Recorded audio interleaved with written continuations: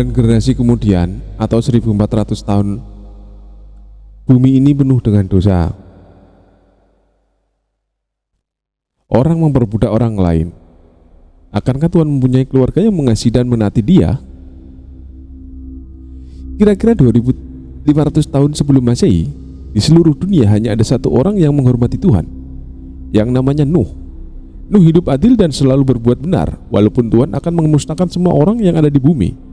Karena kasih karunia Tuhan, Tuhan akan membunuh Nuh dan keluarganya. Dan Tuhan berkata kepada Nuh,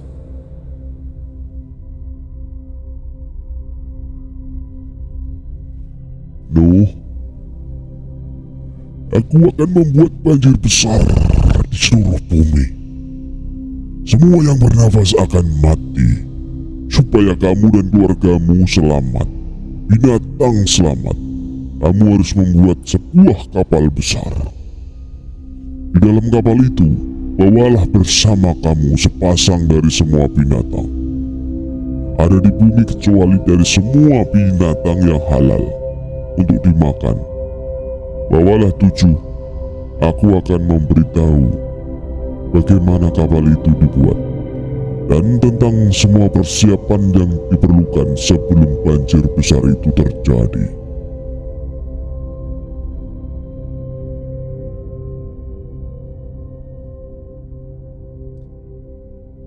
apakah Nuh adalah juru selamat yang dijanjikan Tuhan yang telah menghancurkan semua perbuatan setan? Akankah Nuh menaati Tuhan atau gagal seperti orang lain? Tuhan memberitahu Nuh beberapa besar kapal itu harus dibuat, supaya kapal itu bisa menampung dari setiap makhluk yang bernafas beserta makanannya. Nuh sedih karena setiap orang akan binasa pada waktu banjir besar datang. Jadi dia berusaha memperingatkan setiap orang untuk berhenti berbuat dosa. Dan kata Nuh, aku memperingatkan kamu sekali lagi. Tuhan akan menghancurkan bumi ini dengan banjir besar. Kamu harus percaya kepadaku dan naik kapal itu bersama aku. Hei, mengapa Tuhan penuh kasih akan memusnahkan anak-anaknya? Karena dosa-dosamu, kamu harus berhenti berbuat dosa dan memperlakukan orang lain dengan adil dan kasih. Nuh, kamu orang tua yang bodoh. 120 tahun kemudian, pada waktu kapal itu selesai, Tuhan mendatangkan binatang-binatang itu kepada Nuh dari seluruh bumi. Lihat, binatang-binatang itu terus datang. Mereka datang seperti ada yang memanggil. Beberapa binatang itu kelihatan aneh sekali. Aku tidak tahu kalau binatang seperti itu ada. Apakah kamu pikir bahaya peringatan Nuh tentang banjir besar akan dikirim oleh Tuhan itu benar? Mustahil. Gimana bisa mendapat air yang cukup untuk menenggelamkan seluruh bumi?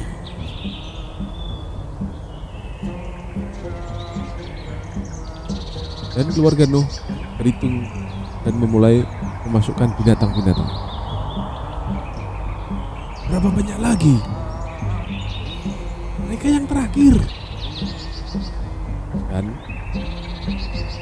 Tuhan berbicara kepada mereka. Nuh, sudah waktunya. Masuklah ke dalam kapal bersama-sama dengan seluruh keluargamu dan binatang-binatang itu.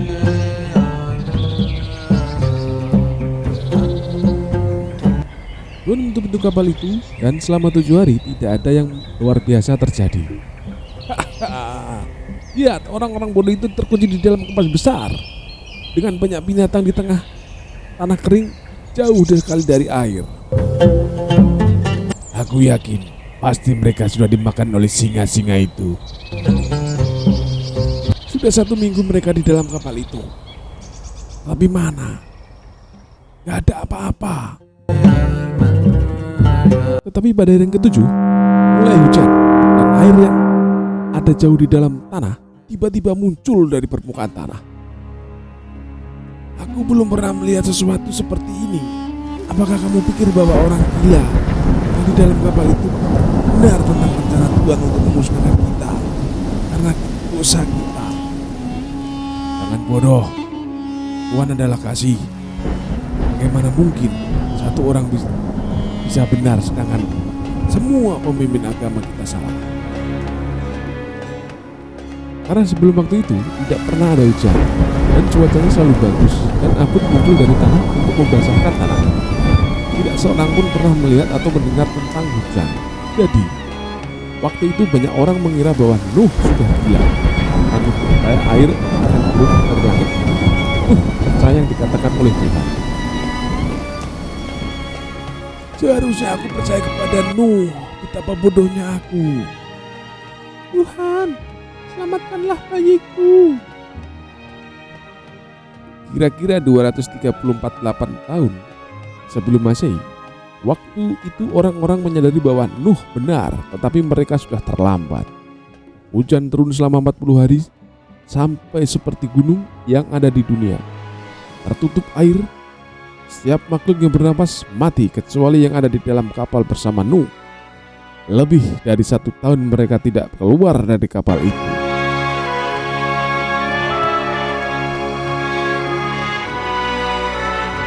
Kemudian Nuh melepaskan seekor merpati dan merpati itu kembali dengan tunas pohon paruhnya. Berarti air surut dan sudah tidak ada pohon yang tumbuh. Kemudian Nuh melepaskan merpati itu lagi dan dia tidak kembali. Berarti sudah ada tempat yang baik untuk dia hidup. Aku senang pada saat air surut dan kita bisa keluar dari kapal ini. Tidak lama kemudian, kapal itu berhenti di puncak gunung yang bernama Ararat. Setiap orang dan setiap binatang keluar dari kapal dan masuk ke dalam kehidupan baru. Nuh membuat altar dan mempersembahkan beberapa binatang kepada Tuhan. Walaupun Nuh adalah orang yang berbuat benar, dia tidak sempurna. Masih ada dosa di dalam hatinya. Kurban darah yang dipersembahkan kepada Tuhan untuk menggantikan kematian Nuh dan keluarganya. Binatang yang dikorbankan mewakili 8 orang yang diselamatkan dalam kapal, yang seharusnya mati karena banjir besar, tetapi karena kasih karunia Tuhan mereka diselamatkan di dalam kapal. Hal ini seperti yang dilakukan oleh Tuhan di Taman Firdaus ketika Tuhan membunuh mereka atau membunuh beberapa binatang untuk membuat pakaian untuk Adam dan Hawa. Dan Tuhan memberi tanda kepada mereka.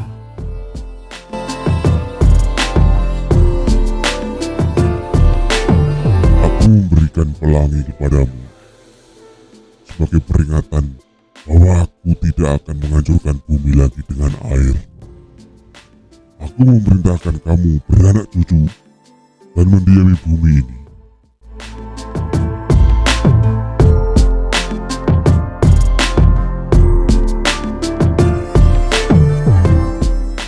Aku akan membuat binatang-binatang takut kepada manusia. Kamu boleh makan binatang apa saja yang hidup dan bergerak di bumi, sama seperti kamu makan sayuran dan biji-bijian. Tetapi tidak boleh makan darah binatang apa saja. Tidak boleh membunuh siapa saja. Kalau ada seorang yang bersalah karena membunuh, dia harus dibunuh. Kalau seseorang menumpahkan darah orang lain, darah orang itu harus ditumpahkan sebagai hukuman, karena hidup ada di dalam darah.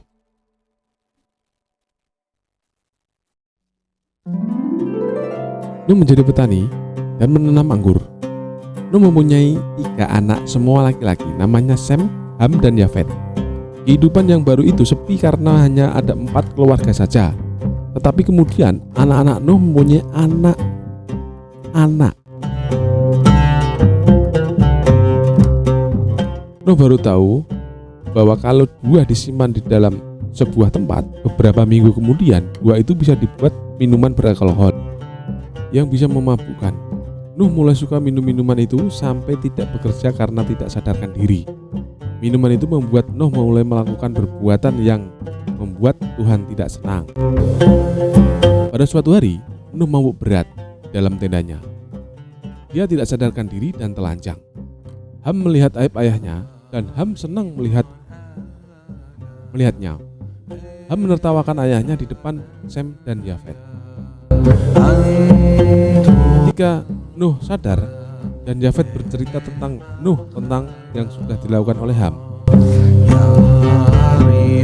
Ham anak laki-lakimu yang bernama Kanaan dan semua keturunannya akan menjadi hamba keturunan Sem.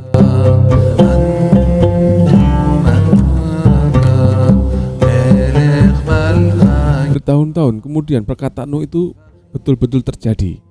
Keturunan Kanaan mendiami Palestina, yang pada akhirnya mereka melayani keturunan Sem. Tuhan memusnahkan orang semua kecuali 8 orang ini. Nuh dan keluarganya mendapat kasih karunia dalam pandangan Tuhan. Keturunan Yafet pergi ke barat dan ke utara untuk tinggal dan mendiami daerah itu lagi. Keturunan Sem pergi ke timur dan mendiami. Keturunan Ham pergi ke selatan dan mendiami Afrika dan Asia Selatan.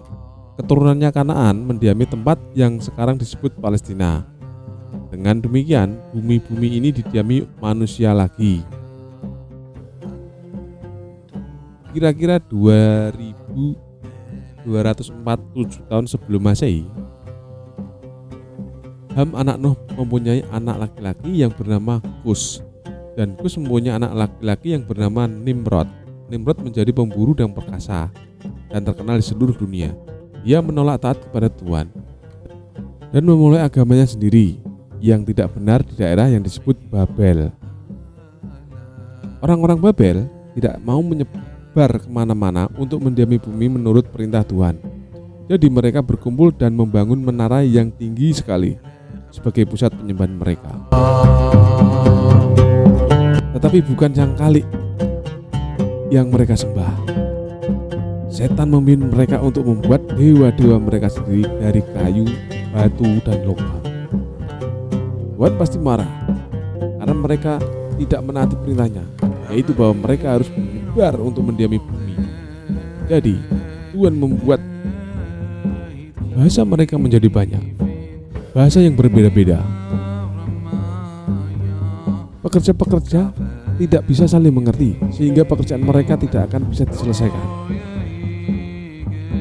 Setiap kelompok yang berbahasa sama pergi ke arahnya sendiri-sendiri. Beberapa orang berjalan ke tempat-tempat yang jauh, beberapa orang berlayar ke pulau-pulau yang jauh sekali, beberapa pergi ke utara ke tempat yang dingin, dan beberapa pergi ke selatan gurun yang panas. Dengan demikian, perintah Tuhan untuk mendiami seluruh bumi terpenuhi.